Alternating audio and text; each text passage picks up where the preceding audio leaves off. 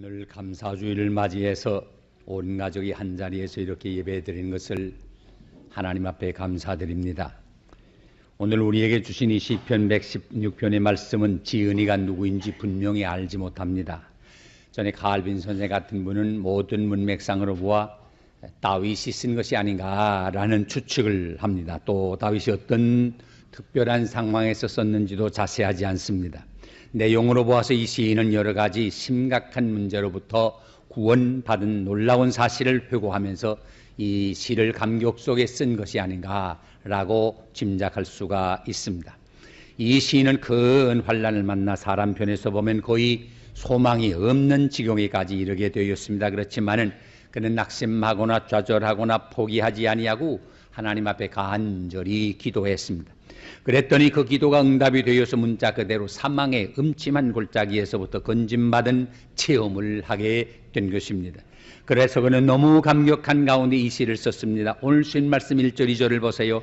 여호와께서 내 음성과 내 간구를 들으심으로 내가 저를 사랑하는도다. 귀를 내게 기울이셨으므로 내가 평생에 기도하리로다. 이 시인은 어려움에 직면했을 때 하나님께 간구했습니다. 시편 50편 15절에 있는 말씀과 마찬가지로 환난 날에 나를 불러라. 내가 너를 건지겠고 내가 나를 영화롭게 하리로다 말씀했습니다. 이 시인은 그 말씀을 그대로 믿고 하나님을 향해 부르짖었습니다. 그런데 하나님이 그의 부르짖음에 응답해 주셨습니다. 모든 환난에서부터 건져 주셨습니다. 그러니 얼마나 감사하겠습니까? 이와 같은 하나님의 응답을 체험한 이 시인은 하나님을 더 사랑한다고 그의 신앙을 고백합니다. 이것은 이 시인의 고백뿐만 아니라 이 시편 전체에 흐르는 내용이기도 합니다. 이 시인은 자기에게 대한 하나님의 인자하심이 얼마나 큰가를 그의 기도가 응답되는 것을 통해서 실제로 체험하게 된 것입니다. 여호와께서 내 음성과 내 간구를 들으셨도다.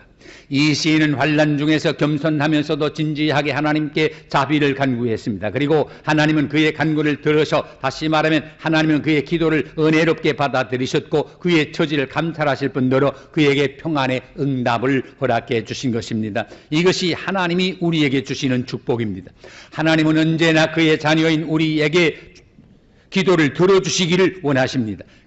기다리고 준비하고 계십니다. 그러므로 우리가 하나님께 간구하면 반드시 응답하신다는 사실을 믿으시기 바랍니다. 예수님도 말씀했습니다. 구하라 주실 것이요, 찾으라 그러면 찾을 것이요, 문을 두드리라 그러면 너희에게 열릴 것이니 구하는 이마다 얻을 것이요, 찾는 이가 찾을 것이요, 두드리는 이에게 열릴 것이니라 하면서 너희 중에 누가 아들이 떡을 달라 하면 돌을 주며 생선을 달라 하면 배암을 줄 사람이 있겠느냐? 너희가 악할지라도 좋은 것으로 자식에게 줄 줄 알거든 하물며 하늘에 계신 너희 아버지께서 구하는 자에게 좋은 것으로 주시지 않겠느냐? 이 말씀 믿으시면 아멘 하시기 바랍니다. 그렇습니다. 하나님은 그의 자녀인 우리에게 모든 좋은 것을 주시기 원하십니다. 하나님은 오늘도 우리의 기도를 들으시기 위해서 기도하는 입에 귀를 기울이십니다. 우리네가 말을 잘해서 그 말에 감동이 되어서 아버지가 우리네가 원하는 걸 주십니까? 때로는 어린아이의 말을 알아들을 수가 없지만은 아이의 아버지는 아이가 무엇을 소원하는지를 알고 그 필요를 채워주는 것입니다. 우리의 경우도 마찬가지입니다. 우리의 기도가 논리적이고 우리의 기도가 조직적이고 우리의 기도가 신학적이고 성경적이고 감동적이기 때문에 하나님이 우리의 기도를 듣고 감동을 받아서 우리에게 채워주신다라는 생각을 하는 것은 큰 착각입니다. 하나님은 우리의 마음의 소원을 아십니다. 예레미야 8장 6절에 보아도 이런 말씀이 있어요. 내가 귀를 기울여 듣는다 그랬습니다. 이 얼마나 고마운 말씀입니까? 우리가 하나님께 기도하면 이루어 주십니다. 하나님이여, 내가 무엇이 관대 하나님께서 나의 이 기도를 응답해 주십니까? 나를 이렇게 굽여 살펴 주십니까? 하는 말씀이 저절로 나오게 됩니다. 그러므로 이 시인은 더욱 하나님을 사랑하기를 원하고 있습니다. 그는 마음속에 차고 넘치는 사랑의 고백으로 이 시를 시작합니다. 내가 주를 사랑하나이다. 여러분, 우리 한 사람 한 사람이 이 시인처럼 내가 주를 사랑하나이다 하는 고백을 할 수 있게 되시기를 바랍니다. 부부도요, 같이 살면서 이런 고백이 필요합니다. 내가 당신을 사랑해. 저는 가정을 이룬 지가 이제 한 40년이 넘었습니다.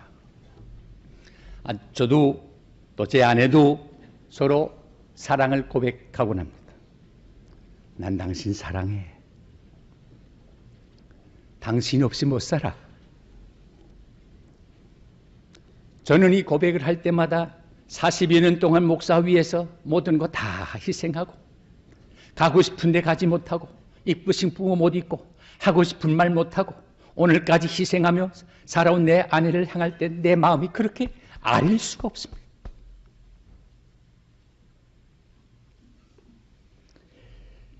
그렇습니다. 하나님은 우리에게 너무 좋은 분입니다. 그러므로 나도 하나님만 사랑합니다. 하나님 외에는 아무것도 사랑하지 않겠습니다. 이런 고백을 우리 모두가 이 시인처럼 할 수 있게 되시기를 바랍니다. 그리고 우리만을 사랑하시는 하나님께서는 하나님만으로 만족하는 우리의 사랑을 요구하십니다. 더더구나 우리는 더욱더 기도하기를 원합니다. 이 시인은 그러므로 내가 그에게 기도하리로다 말합니다. 우리는 우리의 기도를 응답해 주시는 하나님의 사랑을 맛보게 될 때 우리로 하여금 계속 기도할 수 있도록 격려가 되는 것입니다. 여러분, 하나님께서 왜 우리의 기도를 응답해 주십니까? 하나님이 내 기도에 응답해 주시는 것을 체험하게 되면 기도 안 하고는 견딜 수가 없습니다. 그래서 시편 기자가 말한 것처럼 내가 평생에 기도하리로다 할 수밖에 없습니다. 이 말은 내 생명이 끝날 때까지 매일매일 기도하겠다는 말입니다. 기도를 우리는 소위 영의 호흡이라고 말을 합니다. 살아있는 동안은 호흡하는 것과 마찬가지로 내 생명이 이 땅 위에 있는 동안은 호흡처럼 하나님 앞에 순간순간 기도하겠다는 다짐입니다. 그래요, 우리는 이 생명이 끝나는 그날까지 하나님 앞에 계속 기도해야 합니다. 하나님은 우리를 잊지 아니하시고 기억하십니다. 이사야 49장 15절 16절에 보아도 여인이 어찌 그 젖 먹는 자식을 잊겠으며 자기 태에서 난 아들을 궁휼히 여기지 않겠느냐. 그들은 혹시 잊을지라도 나는 너를 잊지 아니할 것이라. 내가 너를 내 손바닥에 새겼다. 이 말씀 믿습니까? 하나님은 하나님의 손바닥에 우리를 새겨두시고 순간순간 내려다보시고 기억하고 계신다는 사실을 믿으시기 바랍니다. 오늘 쓴 말씀 5절에 이 시인은 이렇게 말합니다. 여호와는 은혜로우시며 의로우시며 우리 하나님은 자비하시도다. 하나님은 의로운 분입니다. 그러므로 우리가 환난 중에 있을 때 은혜로 대해 주십니다. 언제나 우리에게 친절하게 대해 주셨고 우리를 도와주시고 우리를 구원하여 주셨습니다. 이 시인의 경험을 보세요. 오늘 주신 말씀 3절에 보면 그가 당했던 경험을 이렇게 표현합니다. 산망의 줄이 나를 두르고 음부의 고통이 내게 미쳤었도다 말합니다. 육신적으로 말하면 사망의 줄 이상 무서운 것이 어디 있습니까? 음부의 고통, 그러니까 지옥의 고통 이상의 고통이 어디 있겠습니까? 인간적으로 말하면 육신적으로나 심령면에서 그 이상의 고통이 없는 것을 말합니다. 그렇습니다. 하나님이 함께하는 사람, 하나님이 기억하는 사람도 사망의 줄이 우리를 둘러칠 때가 있습니다. 사방으로 우겨쌈을 당합니다. 답답한 일을 당합니다. 핍박을 받습니다. 꾸꾸려뜨림을 당할 때가 있습니다.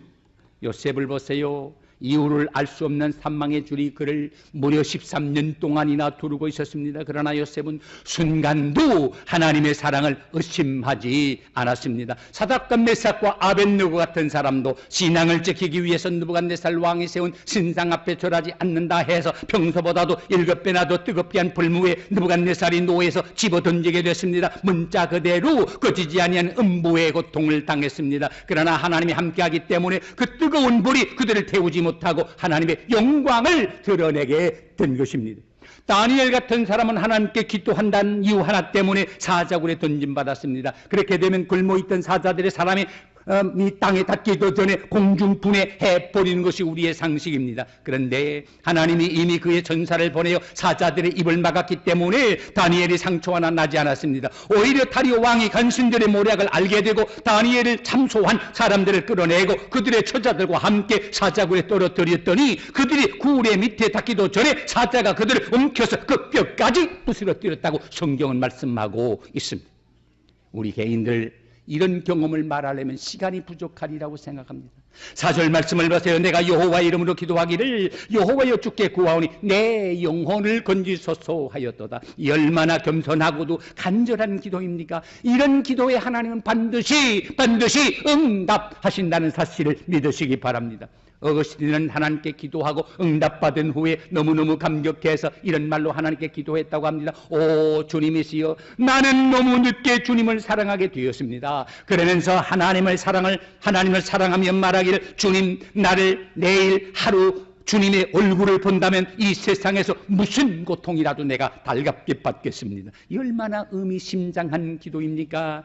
우리는 늘 하나님의 사랑을 받기만 하는 사람으로 생각하기 쉽지만 사실은 우리도 하나님을 사랑하는 자리까지 이르러야 합니다. 사도 요한은 말합니다. 하나님이 이렇게 우리를 사랑하셨은즉 우리도 하나님을 사랑하는 것이 마땅하도다. 하나님의 사랑을 받기만 하겠다는 것, 달래기만 하는 것, 구하기만 하는 것, 이건 아직도 어린 신앙입니다. 하나님이 내게 이런 사랑을 베풀어 주셨으니 내가 무엇을 통해서 하나님께 좀 드릴 수 있을까요? 이건 장성한 사람이에요. 어린애들 보세요. 엄마 아빠한테 뭘 달래기만 하고 주지 않으면서 아주 시퍼래가지고 아주 화가 나가지고 엄마하고 말도 안 하려고 하잖아요. 그러나 자라나 보세요. 내가 아버님이 계셨기에 어머님이 계셨기에 오늘 있지. 어떻게 하면 내 아버님 어머님한테 좀 드릴 게 있을까? 뭘로 좀 위로해 드릴까? 이게 장성한 사람 아닙니까? 어떤 율법사가 예수님께 찾아와서 영생 얻는 길에 대해서 물었습니다. 그때 예수님 말씀이 내 마음을 다하고 뜻을 다하고 힘을 다하고 정성을 다하여 내 하나님 여호와를 사랑하라 말씀했습니다. 우리 믿는 사람이 하나님을 사랑하는 자리에 이르게 되면 이것은 성숙한 신앙인이라고 말할 수가 있을 것입니다. 우리가 기도해서 관란 중에서 구원받은 것도 귀하지만은 그보다 더 귀한 것은 하나님을 사랑하는 자리에 이르게 되시기를 바랍니다.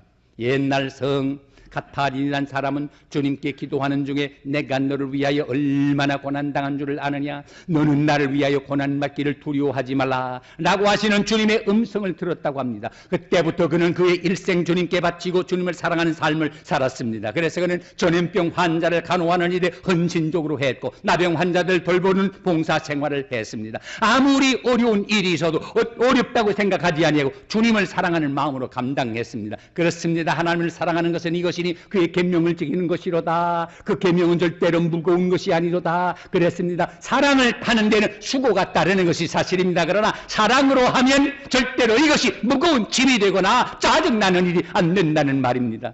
중국 내지 선교를 처음 시작한 선교사 허드슨 테일러를 아마 여러분은 기억하시리라고 생각합니다.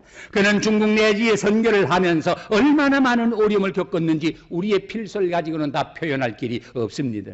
그가 아무리 선교를 힘써 했지만 전혀 열매가 맺지를 않았습니다. 본래 중국 사람은 여러분 아시는 대로 대국민들이기 때문에 빨리 반응이 없지 않습니까?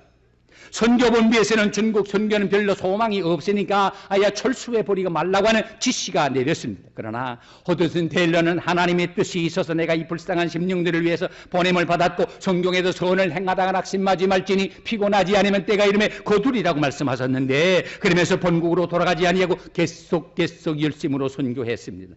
아무리 선교해도 믿는 사람이 생기지 않았습니다. 여러 해가 되어도 작정한 사람이 없었습니다. 선교본부에서는 본부의 지시를 따르지 아니한다고 해서 몇 번 편지를 더 해보고 그래도 오지 아니하니까 선교비를 아야 차단해버리고 말았습니다. 지원 중단하면 제가 돌아오겠지.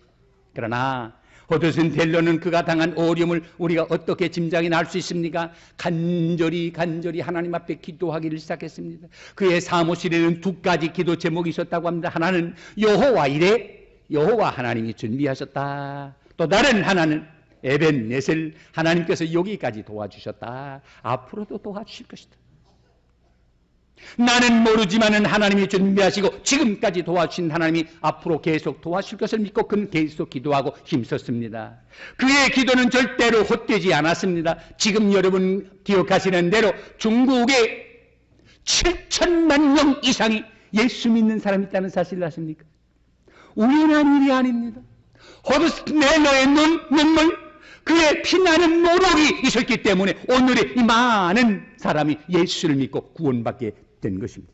오늘도 하나님께서는 우리의 기도를 들어주신다는 사실을 믿으시기를 바랍니다. 그러면 하나님께서 이 시인을 어떻게 도와주셨습니까? 오늘 말씀 7절 8절을 보세요. 내 영혼아 내 평안함에 돌아갈지어다. 여호와께서 너를 후대하심이로다. 주께서 내 영혼을 산망해서 내 눈을 눈물에서 내 발을 넘어짐에서 건지셨도다. 하나님은 그의 백성을 후대하신단 말이에요. 우리는 받을 자격 없지만은 넘치게 대해주신단 말이에요. 이 일은 하나밖에 안 했지만 상을 10개, 100개를 주신단 말이에요. 먼저 하나님은 그를 환난 가운데서 도와주셨습니다. 6절 하반절에 보세요. 내가 낫게 될 때 나를 구원하셨도다. 이 말씀은 깊은 불행 속에서 빠졌을 때 도와주신다는 말씀입니다. 최악의 상태에서도 인내하며 소망을 잃지 않게 도와주셨고 믿음이 약해지지 않도록 붙도도와 주었다는 말입니다. 그리고 하나님은 그의 영혼을 사망에서 건져주셨다 그랬습니다. 사실 우리가 이 땅에 살아가는 것 자체가 기적입니다. 우리 주변에서 하루에 교통사고로 세상 떠나는 사람이 수백 명 있다는 사실 여러분 압니까? 저는 가끔 운전해서 고속도로를 달리다가 충돌해가지고 사람이 죽고 뭐 앰뷸런스가 도운되고 할 때마다 느끼는, 야, 이거 살아있는 게 기적이구나. 교통사고 안 당하는 게 이거 기적이구나. 그런 생각을 할 때가 많습니다. 여러분, 이 자리에 계신 것이 여러분 하나님의 은혜요 축복이요 기적이라는 사실을 믿으시기 바랍니다. 뿐만 아닙니다. 하나님은 우리를 눈물에서 건져주셨습니다. 말할 수 없는 슬픔 속에서 건져주셨습니다. 하나님은 슬퍼하는 자를 위로하십니다. 통곡하는 자의 돛을 벗겨주십니다. 우리에게 기쁨을 주실 때는 우리의 눈을 눈물에서 건져내시는 것입니다. 더구나 하나님은 우리의 발을 넘어짐에서 건져주셨습니다. 무슨 말입니까? 우리를 죄에서 빠지는 데서 건져주셨고 불행으로 떨어지는 곳에서 건져주셨습니다. 우리 발이 넘어지려 할 때 하나님의 오른손으로 우리를 붙들어 주셨습니다. 그래서 성경은 말합니다. 우리가 넘어지긴 합니다. 그러나 아주 넘어지지 아니합니다. 왜? 하나님의 능력의 오른손이 우리를 붙들어 주시기 때문입니다. 그러므로 우리는 실족하지 않습니다. 밤으로 낮으로 지켜주십니다. 영혼과 육신을 보호하여 주십니다. 그러므로 하나님 안에 있는 사람은 그 영혼의 평안한 축복을 받게 됩니다. 내 영혼아, 내 평안함에 돌아갈지어다. 인간이 그렇게도 잘 갈망하는 참 평안이 어디 있습니까? 돈에 있습니까? 권력에 있습니까? 명예에 있습니까? 지식에 있습니까? 예수님께서 불안하여 하는 제자들을 향하여 하신 말씀을 기억하지요. 평안을 너희에게 끼치노니 곧 나의 평안을 너희에게 주노라. 내가 너희에게 주는 평안은 세상에 주는 것 같지 아니하니라. 너희는 마음에 근심하지도 말고 두려워하지도 말라. 이 주님이 주시는 평안이 여러분의 마음속에 넘치게 되시기를 축원합니다. 그렇습니다. 참된 평안이 세상에 주는 것 같지 아니고 주님이 주시는 선물입니다. 내 영혼아, 내 평안함에 돌아갈지어다. 주님이 주시는 이 참된 평안이 여러분의 마음과 여러분의 가정 위에 차고 넘치시기를 축원합니다. 이제 이와 같이 영혼의 축복을 받은 사람의 할 일이 무엇입니까? 감사와 헌신입니다. 오늘 신 말씀 9절을 보세요. 내가 생전 세계에서 여호와 앞에 행하니로다. 이 얼마나 신실하고 귀한 결단입니까? 이 말은 내가 이 세상에 살아있는 동안 언제나 하나님 앞에서 살겠습니다 하는 다짐입니다. 여러분에게도 이런 다짐이 있습니까? 하나님께서 우리에게 베푸신 자비와 은혜를 생각하며 감사 감격해서 언제나 하나님 앞에서 말하고 하나님 앞에서 생각하고 하나님 앞에서 행동하기를 다짐하십니까? 그렇습니다. 신앙생활이 다른 것 아닙니다. 언제나 하나님 앞에서 사는 것입니다. 요셉이 어떻게 살았습니까? 사람이 보는 게 중요한 것 아니고 하나님 앞에서 살려고 노력했습니다. 다른 사람이 아무리 보지 않고 한 사람밖에 없지만은 내가 어떻게 하나님 앞에서 이런 죄를 지을 수 있나 해서 피하지 않았습니다. 이게 신앙생활입니다. 이제 마지막으로 오늘 말씀 10절이야. 오늘 우리 시인의 경건한 교리를 볼 수가 있습니다. 내가 믿는 고로 말하리라. 믿는 고로 말하리라. 사도 바울도 같은 고백을 했습니다. 고린도후서 4장 13절에 내가 믿는 거로 말하였다 함과 같이 우리가 같은 믿음의 마음을 가졌으니 우리도 믿는 거로 또한 말하노라. 다윗도 그랬습니다. 하나님의 존재와 섭리와 약속을 믿었고 하나님께서 사무엘에 의해서 그의 목동의 지팡이를 왕의 홀로 변하게 해주신 확증을 특별히 믿었습니다. 다윗은 이와 같은 신앙이 있었기 때문에 여러 가지 어려움이 그에게 닥쳐왔지만은 신념을 가지고 견뎌낼 수가 있었습니다. 비록 사울왕의 시기심 때문에 큰 곤란을 겪어서 이리저리 쫓겨다닌 것도 사실이지만 다윗은 그의 소망이 무엇인지를 알았기 때문에 이 소망의 근거가 무엇인 것을 다른 사람에게 말할 수가 있었습니다. 이 시인이 얼마나 많은 어려움을 겪었습니까? 내가 큰 곤란을 당하였도다.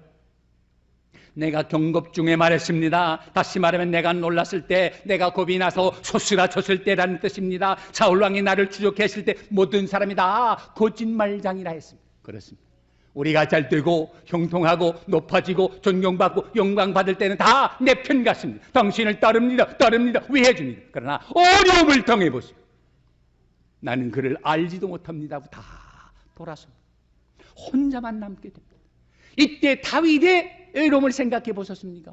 다 내 편인 줄 알았더니 결국 보니까 다 이거 거짓말쟁이구나.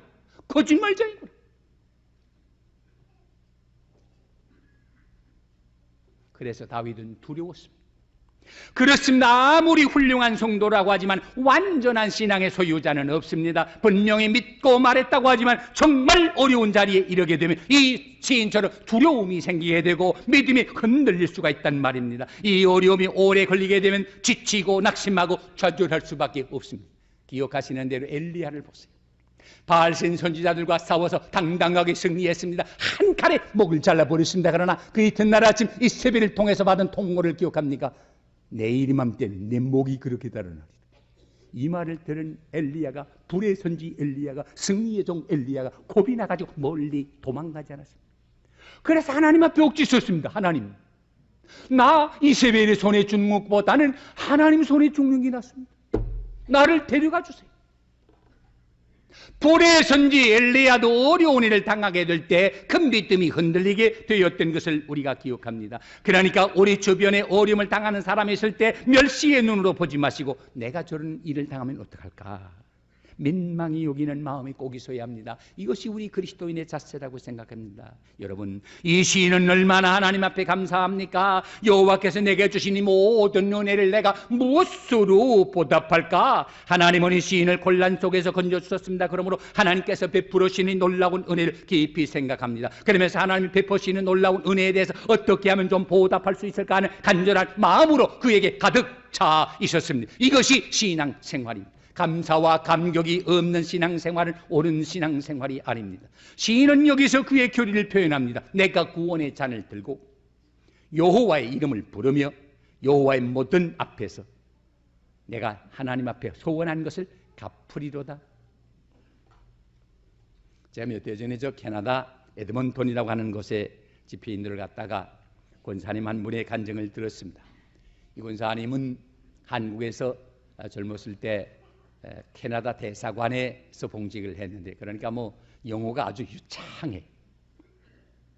이제 나이가 들었는데도 애가 없고 그래서 아마 남편하고 의논하기를 이제 우리가 애 낳기는 안 될 것 같은데 그냥 지는 것보다 양녀를 하나 데려다 키우자 해서 어린애 하나를 누구 소개로 데려다 키우다가, 또 우리 한국의 문화가 좀 그렇지 않습니까? 쟤는 데려온 애래 하는 게 있거든요. 외국은 뭐 그거 다 상관 안 하고 지내는데 우리 한국은 좀 그래요. 그래서 이제 이분이 뭐 그런 말 듣는 것보다는 우리 아야 캐나다로 대사관에 있으니까 뭐 쉬우니까 이민을 가자 해가지고 대사관에 이민을 통해서 이민을 캐나다로 가가지고 애를 잘 키웠는데, 이제 고등학교 1, 2학년쯤 되고 나니까 이제 뭐 웬만한 말을 해도 다 이해할 수 있는 것 같고 그래서 그 사실을 얘기했대요. 너는 사실은 우리가 난 건 아니고 우리 딸인데, 딸은 틀림없는데 내가 데려다가 너를 키웠다. 이 말을 하니까 이 애가 이 말을 듣는 순간 아주 충격을 많이 받았어. 그러니까 부모님에 대한 반항을 하고 가출을 하고 뭐 얼마나 속을 새겼는지 모른대요. 그래도 꾸준히 딸을 잘 돌봐서 결국 밴쿠버에 있는 대학교에서 공부를 하고 있었는데, 한 번은 이 에드먼톤에서 칼거리라는 데와 또 그 로키산맥에는 유명한 캐나다의 관광산이 있지 않습니까? 그걸 이제 드라이브를 해가지고 이제 운전을 가다가 어떻게 잠깐 실수를 해가지고 차가 전복되는 바람에 자기는 의식을 잃고 말았는데, 병원에 들여다 산소호흡을 시키며 치료를 하는데 의사가 정밀 검사를 다 해보더니 남편을 불러가지고 참 불행하지만은 나 의사로서 관찰할 때는 모든 정밀 검사 결과 인간으로 볼 때는 소망이 없습니다. 그러니까 산소호흡을 계속하면 그저 고통, 본인 말은 못하지만은 말할 수 없는 고통 속에 있다가 가시게 될 건데 깨어날 희망이 없으니까 그저 산소호흡하는 걸 빼면 조용히 편안히 갈 수 있으니까 본인의 고통을 덜하기 위해서라도 산소호흡기를 빼는 게 나는 좋다고 말하고 싶습니다. 남편으로서는 기가 막힌 일 아닙니까? 그러나 의사의 말을 들을 수밖에요. 또 본인이 이렇게 고통당하는 거 원치 않으니까 정할 수 없다면, 나는 모르지만 의사 선생님이 오실 때 소망 없다면 나도 의사 선생님의 말씀에 동의할 수밖에 없습니다. 그런데 마침 어머니가 그 사고 당했다는 소식을 밴쿠버에 있던 딸이 듣고 비행기를 타고 급히 날아와가지고 요 착지점에 도착해서 어머니 코에서 산소 호흡기 빼면 가는데 그걸 뽑았다고 합의가 되는 모습을 보고 아버지 무서워요. 이 어머니가 어떤 어머니입니까? 나를 오늘까지 키워준 어머니. 내가 죽는 한이 있어도 어머니 보낼 수 없습니다. 살고 죽는 건 하나님의 손에 달렸어. 어떻게 호흡기를 뺍니까? 의사 다 필요 없고 아버지도 나가시라. 내가 기도하겠다고. 그러고는 짬짬이 목사님이 오셔서 기도해 주시는 목사님은 들어오시라고 그 이외에는 하루 24시간 동안 눈물을 흘리며 하나님 앞에 간절히 기도를 했다고 합니다. 그런데 열흘 만인데 의식이 돌아오기 시작했습니다. 따님이 옆에서 눈물로 기도하는 모습을 보았습니다. 그래서 한 달 후에 완전히 회복이 돼가지고 결국 차를 또 운전할 수 있을 정도까지 됐습니다. 그런데 의사 선생님이 이거 어떻게 이렇게 된다. 자기 판단에는 아무리 보아도 딸이 눈물로 기도하는 사랑의 그 전파가 어머니에게 들어가서 의식을 깨우치고 살 의욕을 가지게 해서 회복되지 않았나 그렇게 해석하더라고 합니다. 이 권사님이 다시 생명을 얻어가지고 이제 남은 생에 내가 어떻게 하면 살까? 하나님 앞에 약속하기를 이 캐나다에는 소위 캐네디안 인디안이라는 게 있거든요. 그 카나다 토속민족 있는데 이 불쌍한 사람들입니다. 나라에서 보조금을 주어서 살기는 살지만은 그저 일 안 하고 먹으니까 보조금 주자마자 받아가지고 술 사 먹고 약 쓰고 그래서 사람 아닌 사람들처럼 돼가다 결국 다 자멸하고 마는데 이게 옆에서 볼 때 너무 안타까워. 그래서 내가 저들에게 그리스도를 전하면 사람 구실할 텐데 바로 살 수 있을 텐데 그래가지고 그들을 쫓아다니면서 그 캐네디언 인디안에게 복음 전하는 일을 그렇게 불타게 하는 모습을 보았습니다. 여러분, 우리가 주님께로 받은 은혜가 얼마나 큽니까? 이렇게 받은 은혜를 우리가 무엇으로 보답할 수 있습니까? 우리 각자가 받은 은혜도 크지만 내가 주님 앞에 갚을 걸 찾아서 우리 남은 생애를 주님 앞에 온전히 은혜 갚는 생활로 축복받으시는 여러분 되시기를 축원합니다.